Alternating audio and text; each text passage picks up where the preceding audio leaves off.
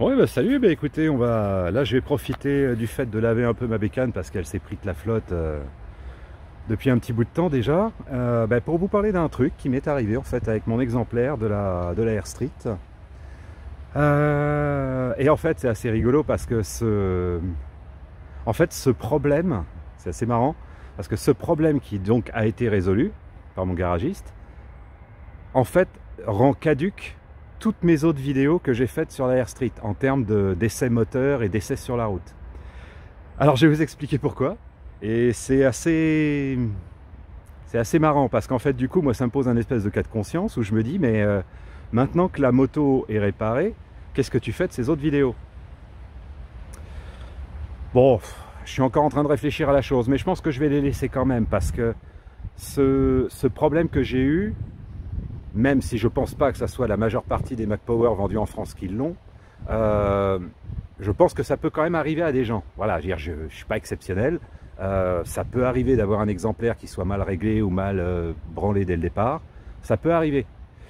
Mais le seul truc, c'est que comme j'avais aucune expérience antérieure de la moto thermique comme ça à boîte de vitesse, moi mes métriques, en fait, ils se sont opérés par rapport à l'exemplaire que j'ai de la moto, que j'ai acheté. Alors, c'est assez rigolo parce que si vous reprenez la vidéo, par exemple, du test sur les routes et les pentes, en fait, le phénomène est clairement visible, mais je ne m'en rendais pas compte à l'époque parce que je n'étais pas au courant. Donc, je reviens sur l'antériorité du truc. C'est-à-dire que cette moto, vous le savez comme moi, ceux qui suivent ma chaîne, a toujours eu, entre guillemets, été un peu capricieuse en termes de boîte de vitesse et d'embrayage. Vous m'avez vu râler pendant des heures sur le truc, donc c'est pas une légende. Hein. Je veux dire, je ne me suis pas amusé à bricoler la moto pour galérer et faire une vidéo pourrie. Voilà. Non, non, c'était juste une position d'acheteur qui découvre l'engin. Donc au départ, j'étais un peu noob, j'ai mis ça sur le compte un peu du fait que je sois débutant, un peu inexpérimenté, etc. etc. Mais j'ai toujours trouvé que cette moto, en fait, vibrait. Alors, vibrait, c'est ça où c'est compliqué, c'est-à-dire que je sais très bien, j'ai eu des 50 toute ma vie, donc je sais très bien que des fois un 50, quand tu le pousses un peu, il y a la carlingue qui se met à vibrer. Mais chez cette moto, en fait, c'était un peu symptomatique dès le départ. Dès le départ, en fait, j'ai senti qu'elle vibrait, voilà. Mais n'ayant aucune connaissance intérieure d'une autre moto, je m'étais dit, c'est normal en fait, voilà, quand je passe en première et que je dépasse les 4000 tours, je dois être arrivé à la fin de mon rapport, donc je passe en deuxième. Voilà. En fait, pas du tout. En fait, il y avait un problème de vibration du moteur sur cette moto. C'est-à-dire que les vis qui tiennent le moteur, dès le départ, en fait, il y a eu un problème avec ces vis. Mais bon, voilà, quand tu es noob et que tu n'y connais rien, tu te dis, c'est le bruit naturel de la moto. Voilà, tu ne te poses pas de questions. Donc, pendant toute la période de mon rodage, mon garagiste m'avait dit de ne pas trop la pousser en termes de kilomètres-heure, de tours minutes, pardon. Il m'avait dit, voilà, tu dépasses pas le 4-5 000, voilà, essaye de l'aménager un petit peu. Donc, j'avais pas dépassé les vitesses qu'il m'avait conseillées. Donc, pendant tous les 500 premiers kilomètres du rodage, j'avais ce phénomène de vibration un peu quand je montais un peu dans les tours. Mais je m'étais dit, c'est le comportement normal de la moto. Ok. Sauf que, depuis, je l'ai fait débrider. Donc avec un accessoire Mac Power, réglé par Mac Power, etc. etc. Donc on l'installe dans la moto, pas de souci. La moto prend quelques petits kilomètres-heure en plus. Elle est un peu plus réactive, mais je trouvais pas ça fou. Hein. Franchement, vous regardez la vidéo, test après débridage. Voilà, mon exemplaire me donnait pas vraiment entièrement satisfaction. Hein. J'avais eu des deux temps, genre un Elistar Peugeot, qui était beaucoup plus vivace que ça. Donc j'étais resté dans la vidéo de conclusion. Si vous la regardez, vous voyez que bon, je suis content de la moto parce que techniquement elle est bien, j'en suis content, mais vous sentez que je suis pas totalement convaincu. Voilà, je suis un peu sur un entre-deux. Bon, le temps passe, mais je vous avouerai que du fait de son manque de pêche dans les pentes, du fait qu'elle rame un peu, qu'elle soit toujours en train de brouter en première et que ça vibre. Bon, en fait, c'est vrai que du coup, c'est pas que je la conduisais pas, mais on va dire que le kiff que j'avais avec la Super Soco, où des fois il est 23 h, tu dis tiens, je vais faire un petit tour machin. En fait, avec cette moto, je le faisais pas, parce que c'est pas que je me sentais pas rassuré. Je vous ai toujours dit que cette moto, en fait, satisfait mes besoins en termes de sécurité, mais en termes de structure, j'entends. Mais je sais pas, en termes de conduite, franchement, ça m'éclatait pas. Bon. Et puis là, pour des raisons professionnelles, j'ai dû voilà, un peu naviguer dans Paris, tout ça, donc de plus en plus l'utiliser. Et en fait, ce phénomène de vibration a commencé à augmenter, mais de manière... je veux dire, tu prends ta bécane le matin, tu te dis, putain, mais c'est bizarre le bruit quand même, c'est bizarre le bruit. Puis vous savez, les jours passent. Et puis des fois, tu mets ça sur le compte du, ouais, j'ai peut-être pas fait attention, ou je sais pas. Mais non, au fond de toi, tu as quand même le doute. Tu dis, non, il y a un truc dans la moto là qui va pas. Donc, au début, je cherche. Je me dis, bon, ben, j'ai peut-être mal revissé quelque chose quand j'ai fait le custom. Donc, je commence à vérifier un petit peu les vis du carénage, voir si je les aurais bien revissées, voir si avec la vitesse, il n'y aurait pas un truc qui vibre. Je trouve pas. Je demande à des potes sur Internet qui ont des Air Street et des Air Stunt. Je lui dis, toi aussi, tu as un espèce de problème de vibration. Dès que tu dépasses les 4000 tours, tu as la moto qui se met à vrombir comme ça. Ils me font, non, non. Il fait, ben, pareil, on m'a donné le même conseil. On m'a dit, voilà, regarde tes carénages. Donc, je regarde les carénages. Et en fait, ce qui se passe, c'est qu'en dernier recours, dans la vérification des carénages pour voir si c'était bien ça qui vibrait, en fait, j'en suis arrivé en fait à démonter le sabot du bas. Voilà. Parce que je me suis dit, en dernier recours, étant donné que je trouve pas, ça doit être ce truc-là qui est fixé en bas de la moto, qui doit... parce que vous voyez, il y a des espèces de tiges métalliques, tout ça, machin. Je me suis dit, avec la vitesse, ça doit certainement vibrer et entraîner tout le bloc moteur dans une vibration un peu infernale. Bon, je défais ce truc-là, qui d'ailleurs, soit dit en passant... putain, mais ça pèse une blinde cette merde. Ça doit faire, ouais, facile 1,5 kg, 2 kg quoi. Donc du coup, je me suis dit, est-ce que je le remets? Bah écoutez, moi en tout cas, j'assume le truc, c'est-à-dire que j'ai pris parti sur une moto de 124 kg, de la soulager un peu de 2 kg. Donc je pense pas que je vais le remettre. Pour l'instant, le seul truc que j'ai vu que ça faisait un peu, c'est que ça ramasse un petit peu plus les merdes sous le truc, mais c'est pas la mort, hein. Voilà, je pense que ce truc là je vais le garder parce que si un jour je la revends ou voilà, je le donnerai à l'acheteur qui la rachète. Mais ceux qui veulent faire l'expérience comme moi de l'enlever, vous allez voir, ouais, ça pèse 100 points. Tu dis, putain, ça va pas faire du mal quoi. Donc comme la moto est un petit peu lourde, voilà, ça peut avoir son petit effet. Donc je roule, je vous disais, donc là professionnellement j'avais dû rouler de plus en plus avec la moto, donc le phénomène de vibration, en fait, c'est amplifié. En l'espace d'une quinzaine de jours, je suis passé d'une vibration que je connaissais un peu par habitude à un truc qui est là, qui est vraiment dérangeant. En termes de bruit, si vous avez le problème, ça faisait comme un... Imaginez un mixeur dans lequel vous mettez des graviers et vous mettez sur on. Ça faisait exactement le même bruit, donc tu avais toute la structure de la moto qui vrombissait comme ça, et c'en était arrivé en fait à un point tel que j'entendais plus les vrombissements de la moto que le moteur lui-même. Là, j'ai commencé à l'aménager, j'ai commencé à me dire, ouais, là, il va falloir que j'aille au garage dans pas très longtemps. Bon, une semaine passe et il y a 3-4 jours, je vais aller voir une amie. Et alors voilà, sur le trajet, je me suis retrouvé dans une espèce de grande descente où il a fallu que j'envoie un peu la 4e parce que les mecs derrière, ils t'attendent pas, hein, eux, ils veulent que tu traces. Et là, d'un seul coup, je me suis retrouvé avec un hurlement métallique, voilà, comme ça, la moto s'est mise à gueuler. Oh putain, je me suis en catastrophe rangé sur le bas-côté du truc, machin. J'essaye de voir ce qui se passe, je vois rien. Puis je vous dis, moi je suis pas mécano quoi. Donc j'essaye de voir s'il n'y a pas un truc qui est décroché ou je sais pas quoi. Au début je pensais que c'était la ligne du pot qui s'était barrée. Tellement ça faisait un espèce de vrombissement. Une fois j'avais perdu mon pot comme ça. Et la bécane s'était mise à hurler. Alors je m'arrête sur le côté. Puis avec je vous dis, ce sale bruit métallique. J'appelle ma copine, je lui dis écoute la chérie, je peux pas arriver, va falloir que... Voilà, il faut que je retourne à la maison. J'arrive à la maison tant bien que mal en roulant à 10 sur la piste cyclable. Je contacte le garage. Le garage me dit pas de souci, passe à l'atelier demain. D'accord, bon. Donc le lendemain, pareil, hein, encore un parcours héroïque avec une machine qui ne peut pas accélérer. J'arrive à l'atelier. Et puis je dis à la mécano, je lui dis écoute, vas-y, essaye là, tu vas comprendre quoi. Donc elle fait un peu le tour de l'entrepôt, elle passe les vitesses, elle fait ouais, là il y a un truc quand même bizarre. Donc on l'amène sur le plateau. Et là elle commence à explorer la moto. Et là je la vois. Attendez, moto.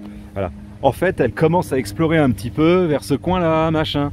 Et là elle se dit, non mais attends, et là en fait elle commence à péter un câble. Elle est rigolote, elle est très cash quoi. Et elle fait putain mais c'est quoi ces motos sur lesquelles il faut vérifier toutes les vis quoi. Alors j'arrive vers elle, je lui dis bah, qu'est-ce qui se passe? Elle me fait vous étiez à 2 doigts de perdre votre moteur. Alors, je la regarde comme ça, je lui fais sérieux? Elle me fait ouais, en fait vous avez une des vis qui est ici en fait qui a pété. Donc ça, si vous avez votre Airstreet, donc vous la regardez de ce côté, le problème que j'ai eu se situe au niveau de cette vis. Donc cette vis là en fait était, la tige en fer était fêlée. Voilà, pardon. La tige en fer était fêlée. Donc en fait il y a 2 grosses vis qui tiennent le moteur. Vous avez celle-là et vous avez celle-là. Et vous avez ensuite cette grosse tige là qui tient l'ensemble du truc.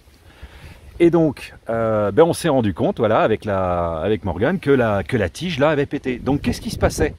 Eh ben, techniquement, c'était quand même assez simple. C'est-à-dire que j'avais un moteur qui était toujours en perpétuelle vibration comme ça. Donc on avait les 2 extrémités de la vis qui tenaient encore dans le bazar, mais le goujon à l'intérieur, en fait, lui, il était fêlé. Donc ça a dû certainement décentrer le moteur d'1 millimètre ou 2 et avec les vibrations, eh ben en fait, voilà, ça... Voilà, c'est hallucinant quand même qu'une simple tige en fer, en fait, puisse avoir eu autant de conséquences. C'est étonnant. Alors là où c'est le plus beau, c'est que du coup, je sors du garagiste, et là, sérieux, je vous le donne en 1000, en fait, je n'ai pas reconnu la moto. Donc, ça m'a un peu énervé, parce que je me suis dit, putain, tu t'es tapé des heures de vidéo, tu t'es énervé sur un truc, où en fait, tes variables de départ, en fait, étaient faussées. Voilà. Donc, il est bien évident que je referai un nouveau test sur route et pente avec cette nouvelle version de ma moto, parce qu'on peut clairement parler d'une nouvelle version. Je vous dis, je suis sorti, je n'ai pas reconnu la bécane.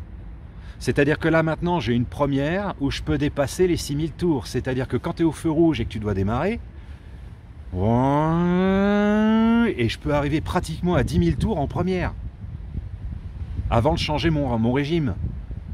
Et je vais vous dire qu'au démarrage, ça change juste tout. Ça change juste tout. Donc, je sors du garage, je commence à faire 100 mètres autour du truc. Je me dis, mais c'est pas possible. Je reconnais plus cette moto. Bon, alors, ouais, j'étais content, mais en même temps, ça me fout quand même un peu en pétard. Parce que je me dis, hey, sérieux, MacPower, les vis du moteur, c'est le truc où normalement, moi, en tant qu'acheteur, je devrais même pas me poser la question de savoir si elles sont solides ou pas. Moto, débridée ou pas. On est bien d'accord. Je veux dire, les vis d'attache du moteur, à mon sens, ce sont des vis qui sont capitales. Je veux pas faire le mec qui troll, mais je sais pas. Je veux dire, une moto, c'est quoi? C'est un cadre, 2 roues, un moteur. Je veux dire, si le cadre n'est pas solidaire du moteur ou le moteur pas solidaire du cadre, je vais dire, on perd un des 3 éléments structurels importants d'un véhicule qui roule. Donc, je rentre chez moi, j'envoie un petit mail à MacPower. Bon, c'est vrai que le mail était un peu rugueux. Mais en aucun cas, c'était quelque chose d'insultant. Hein. Le mec est monté sur ses grands chevaux en me disant que mon mail était insultant. Que nenni. Mon mail était un peu sec. Je leur ai dit, mais sérieux MacPower, les vis qui tiennent le moteur, ça fait partie des éléments sur lesquels on ne doit pas mégoter. Point. C'est un peu comme les vis des axes des roues. Ou voilà, si tu as la roue arrière qui se barre, qu'est-ce qui se passe? Donc là, imaginez, mon moteur, là, il se retrouve, la tige aurait fini par se barrer, le moteur se retrouve en équilibre uniquement sur une seule vis. Ah ben, t'as le truc, il est comme ça. Là, je peux te dire que la vis ici, vu que les deux, là, elles tiennent pas, là, je peux te dire que la vis ici, elle prend cher. Donc, qu'est-ce qui se passe? Ça veut dire que tu perds ton bloc moteur. Il se passe quoi, en fait? Il se passe quoi? Voilà, c'est la question que je pose. Voilà, il se passe quoi? Bon. Donc, admettons, c'est un problème exceptionnel, c'est quelque chose que j'ai eu, voilà, ça arrive sur une MacPower sur 10 000, bah, pas de bol, ça a été sur ma gueule. Donc j'envoie un mail à MacPower, et ils me répondent. Alors, ils me répondent qu'en fait, cette moto, du fait du débridage, ça a dû très certainement, en fait, accélérer le cassage de cette vis. Ce en quoi je suis parfaitement d'accord. Sauf que moi, le problème, et j'ai des heures de vidéo qui en attestent, le problème de passage de vitesse, il est clairement inhérent à toutes ces vibrations que j'ai depuis le début dans la moto. Et je vais vous expliquer pourquoi. Je veux dire, il ne faut pas être non plus sorti de l'ENA pour le comprendre. Dans la vidéo où je vous explique qu'en fait, cette foutue poignée là qui me pose des problèmes depuis le départ, en fait, le passage de vitesse sur le truc, ça s'effectue, mais sur un angle de même pas 2 degrés, 3 degrés. Donc imaginez quand la moto est en marche et que vous avez le moteur qui, à 2 mm près, en fait, se met à faire des vibrations comme ça. Ben, les informations que le câble envoie dans le bordel, ils sont aussi dépendants du fait des vibrations. Donc je comprends mieux les points bizarres que ça te faisait. Je comprends mieux maintenant. C'est clairement logique. Donc, je sors de chez le garage, et là, franchement, comme je vous le redis, je ne reconnais plus cette moto. C'est-à-dire que là, je l'ai découverte en fait avant-hier. Voilà. Depuis 800 km, parce que là actuellement elle a 800 km, donc le problème me serait arrivé après 10 000 bornes, ou alors j'aurais acheté une occasion en seconde main, je me serais même pas posé la question, j'aurais même pas fait cette vidéo. Là le truc c'est que j'ai même pas fait 1000 km avec la moto, je me retrouve avec un problème structurel. Bon. Donc dans la communication que j'ai eue avec MacPower, ils en conviennent que ben voilà, en fait il aurait fallu en fait idéalement changer ses vis.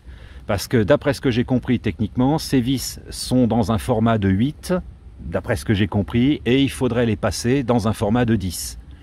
Parce que voilà, étant donné que vous allez la faire débrider, eh ben elle va se mettre à vibrer plus que sur les 50 originelles, ce qui est tout à fait logique, je veux dire. En revanche, là où moi j'ai un problème en tant que client, c'est que quand ils m'ont répondu ça, moi j'ai pas de problème, je veux bien comprendre l'aspect technique du truc. Mais innocemment, je leur demande, mais ouais, mais messieurs, il serait quand même pas plus logique et plus sécurisant pour vous de mettre directement les vis de 10 dans le cas où une personne débride ou pas sa machine. Moi, dans mon cas, de toute façon, même débridé, les vis, ici, il y avait un problème. Donc, je veux bien comprendre que le débridage a très certainement dû accélérer le processus. Ça, là, j'en conviens parfaitement. Je suis pas là du tout pour vous bolos sur ce coup-là. Je veux bien comprendre les aspects techniques, tout ça, mais quand un client vous dit « voilà, j'ai failli perdre mon moteur sur la route », je trouve qu'il n'est pas de vraiment bon ton de se montrer, entre guillemets, un peu menaçant. C'est-à-dire que si vous parlez du problème sur Internet, on vous balance notre service juridique. Bon, on va peut-être pas en arriver là, c'est absolument pas ce que je demande. Moi, ce que je vous demande en tant qu'acheteur, je répète, hein, je suis pas Joe Clodo qui juge la Air Street, non. Je suis un couillon qui a claqué 3000 balles pour acheter une de vos motos et qui a failli en fait se planter. Voilà. Donc il faut resituer un petit peu les trucs au niveau de la stratosphère de la communication. Voyez ? Je ne suis pas Joe Clodo qui troll. Je suis un acheteur qui éprouve des difficultés prouvables en vidéo depuis le jour même de la sortie de l'atelier. Donc ok, on peut incriminer le garage. Moi mon garage, je ne dis pas qu'il est parfait. Pas du tout. Je lui reproche certains trucs. Mais bon, voilà, je veux dire... On va pas se prendre la tête, ça reste une moto, voilà. Il n'y a pas mort d'homme, il n'y a pas tout ça. Par contre, en revanche, savoir que les vis de 8 peuvent péter et que vous ne les changez pas, là par contre, ça m'inquiète un petit peu plus en tant qu'acheteur. Et je vais vous expliquer pourquoi. Je suis constructeur de moto, je suis importateur. On va faire une petite fiction. Des clients commencent à me remonter que voilà, de manière un peu aléatoire, il y a certaines vis du maintien important du moteur qui commencent à péter. Moi, en tant que commercial de la boîte ou en tant que personne chargée de la communication, je me dirais, oula, attention, parce que là, on parle pas d'une vis là qui commence à se déboîter. Je vous ai pas envoyé un email en vous insultant et en vous disant, oui, la vis de mon rétroviseur, elle se dévisse. Je suis quand même pas totalement stupide. Là, je vous envoie un mail en vous disant, voilà, la vis qui tient le moteur, c'est barré. On n'est pas du tout quand même sur le même registre en termes de panne et de plaintes clients. Vous voyez ? Donc moi, ce que j'attendrais de la part d'un constructeur, c'est qu'il me dise, oula, oui, pas de problème, monsieur Tartampion, nous avons bien pris en compte votre problème. En effet, c'est un problème qui peut s'avérer très grave. Nous revenons vers vous dans les plus brefs délais. Veuillez nous excuser. Voilà, moi c'est ça que j'attends d'une marque. J'attends pas que le mec monte sur ses grands chevaux parce que j'ai employé bordel ou merde dans l'email et qu'il me prenne la tête sur des questions de sémantique, alors qu'il oblitère complètement la question simple qui est « Pourquoi vous ne mettez pas directement les vis de 10 ?» Ça, dans ma tête d'autiste Asperger, je ne comprends pas. Ça n'a pas de sens pour moi ce que vous faites. A plus B n'est pas égal à C, donc je ne comprends pas et je vous poserai la question jusqu'à temps que vous me répondiez. Est-ce qu'il ne serait pas utile et intelligent de votre part que vous préveniez votre constructeur et que vous lui disiez, voilà, il peut y avoir un problème résiduel sur ces vis qui sont très importantes, changeons-les pour éviter tout problème. Voilà, moi c'est ça que j'attends d'une marque. Parce que je vais expliquer un truc, MacPower, hein, parce que je sais que vous voulez regarder mes vidéos, hein, donc voilà. Donc là, bien évidemment, je vous le dis en vous regardant, là j'ai un problème de conscience avec mes autres vidéos. Mais le problème c'est que votre communication avec moi a été tellement calamiteuse et tellement inappropriée par rapport au problème dont je vous parle. Ouais, ben je me tâte, hein. Donc je me tâte sur deux questions. La question c'est est-ce que je retire mes anciennes vidéos? Parce que objectivement, moi j'ai quand même eu le problème. Donc, je vous le répète, je n'avais pas d'axe de comparaison. Donc moi j'ai pris la moto comme elle m'a été livrée. Ou alors, deuxième problème de cas de conscience, est-ce que je continue à faire des vidéos pour votre marque? C'est la grande question que je me pose en ce moment, vous voyez. Parce que moi, si j'ai commencé à faire des vidéos sur YouTube pour parler de vous, ben, c'est pas pour vous tuer, c'est pour vous aider, patate. Si je commence à parler de la Air Street, si je commence à parler de la customisation que je fais dessus, c'est pas pour vous défoncer, c'est pas pour pénaliser votre marque. Il y a un moment, voilà, il faut que ça percute. Hein?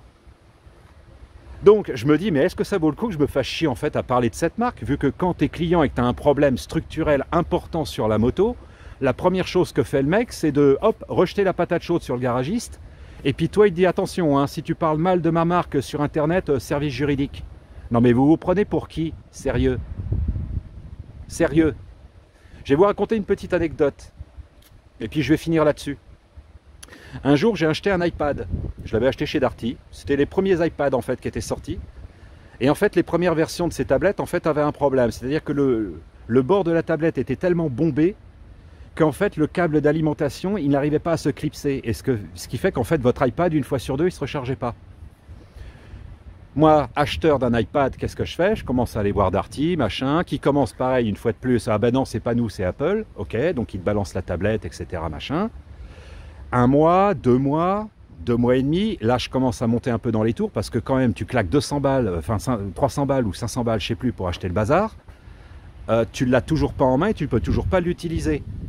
Bon, donc j'envoie un mail à Apple, un petit peu comme celui que je vous ai envoyé, c'est-à-dire un email non pas insultant comme vous l'avez suggéré, mais un email un peu sec, qui vous dit « Attends, les gars, il faut se réveiller ».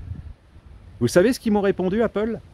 Le premier mail que j'ai reçu d'Apple, en fait, le mec a tout fait pour me calmer. Voilà. Bonjour Monsieur Tartampion, nous sommes absolument désolés de l'expérience que vous avez eue avec notre produit. Nous allons tout faire pour vous contacter dans les plus brefs délais. Nous sommes désolés que votre expérience blablabli, blablabla, blabla. Ben en fait, vous savez, MacPower, l'effet que ça a eu sur moi, ben, ça a eu pour effet de me calmer. Donc j'ai renvoyé un mail à Apple, merci de m'avoir répondu, blablabli, blablabla, j'attends de vos réponses, etc. Blablabli, blablabla. Le truc s'est résolu, Apple a fait son boulot. Mais vous voyez, en termes d'approche client, moi j'ai bossé 10 ans dans le marketing. Et le truc que nous répétait tout le temps le mec du marketing, c'est le client est roi. Même si le mec est un gros con qui te contacte en t'insultant, ton devoir, toi en tant que marque, c'est d'écouter son problème et d'essayer de le calmer. Tu commences pas à menacer le mec en employant des termes service juridique. Hein? Parce que vous ne me connaissez pas professionnellement, mais moi j'ai affronté des gens comme L'Oréal, d'accord? Et eux, je peux vous assurer que leur service juridique, c'est un immeuble, voilà. C'est un immeuble comme ça, rempli d'avocats qui veulent te défoncer. Donc, on va arrêter de bosser un peu sur cette base, vous et moi, MacPower. Je ne suis pas votre ennemi. Si je parle de votre marque en vidéo, c'est parce que j'ai envie d'en dire du bien, parce que j'aime cette moto. Donc il faut que ça commence à percuter là-haut, d'accord? Et il faut qu'en termes de communication, vous commenciez un petit peu à essayer, je sais pas, de créer vraiment une communauté, d'accord? Vous êtes une marque jeune, on est en 2020.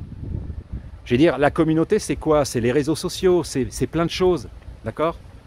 Donc si quand on essaye de vous contacter, soit vous répondez pas, soit vous répondez à un mail générique du style oui, pour tout problème technique, contactez truc@macpower.fr. Là au marketing, va falloir rebosser un peu les trucs, je vous le dis moi. Donc, ma question à laquelle vous n'avez toujours pas répondu, c'est... Et en fait, c'est même pas une question, c'est plus un conseil que je vous donne. Je vous dis, si vous voulez éviter tout problème, mettez directement les vis de 10. C'est quand même pas compliqué. On a commencé à s'engueuler et à s'échanger des noms d'oiseaux pour cette simple question. C'est pas en enterrant un problème sous le tapis qu'on va le résoudre. C'est en communiquant. Hein? Donc voilà. Donc la question de savoir si je vais faire d'autres vidéos sur la Mac Power, je pense que par honnêteté, j'en ferai une. Voilà, par honnêteté, pour vous montrer en fait un vrai test sur route et pente avec une moto qui n'a pas de problème, enfin. Donc oui, je pense que j'en ferai une, mais après voilà, j'arrêterai. Parce que ça sert à rien de faire de la pub à une marque en fait qui parle à ses clients et qui les traite comme ça. Je veux dire, moi je suis pas là pour qu'on me menace. Hein. J'ai 50 piges, c'est bon. Voilà. Et donc même si je me présente avec un mail un peu sec, vous n'avez pas à me menacer. Point. Ça marche pas avec moi. Hein. J'en ai affronté des bien pires que vous, je peux vous l'assurer dans toute ma vie, quoi. Donc je vais arrêter ma vidéo là-dessus. Mais c'était mon petit message personnel parce que je trouve que le truc est parti un peu trop en couille à mon goût, quoi. Voilà. Donc je vous le dis, Mac Power, rebossez un peu la communication client parce que, je vous le répète en dernier lieu, je ne suis pas votre ennemi. Voilà. Moi, j'adorerais faire des vidéos sur votre moto en disant « Mais putain, mais qu'est-ce que je m'éclate avec ma Air Street ?» J'adorerais ça. Voilà. Mais vous ne m'aidez pas. Voilà, vous ne m'aidez pas dans cette voie. Moi, je serais votre marque. Je verrais un petit jeune ou un mec sur Internet qui fait des vidéos sur mes motos. Et en plus que les vidéos sont plutôt objectives, ben, déjà, ce mec, j'essaierai de l'aider s'il a un problème technique. Et puis deux, ben, je sais pas, je l'aiderai un peu, quoi. Non, là, direct, vous partez au fight. Ouais, bon, bah écoutez, super, hein, pas de souci. Donc voilà, moi je réfléchis un peu à tout ça. Vais-je continuer à faire des vidéos pour Mac Power? J'en sais rien en fait. Rien ne m'y oblige en fait. Hein. De toute façon, j'ai aucune tâche commerciale avec vous. Donc je vais voir. Je vais voir. Bon allez, ciao à tous. Et en tout cas voilà, le message de fin, c'est si votre moto fait des vibrations étranges ou elle a des bruits de moteur un peu bizarres comme un mixeur, jetez un œil sur ses vis. On ne sait jamais. Allez, ciao.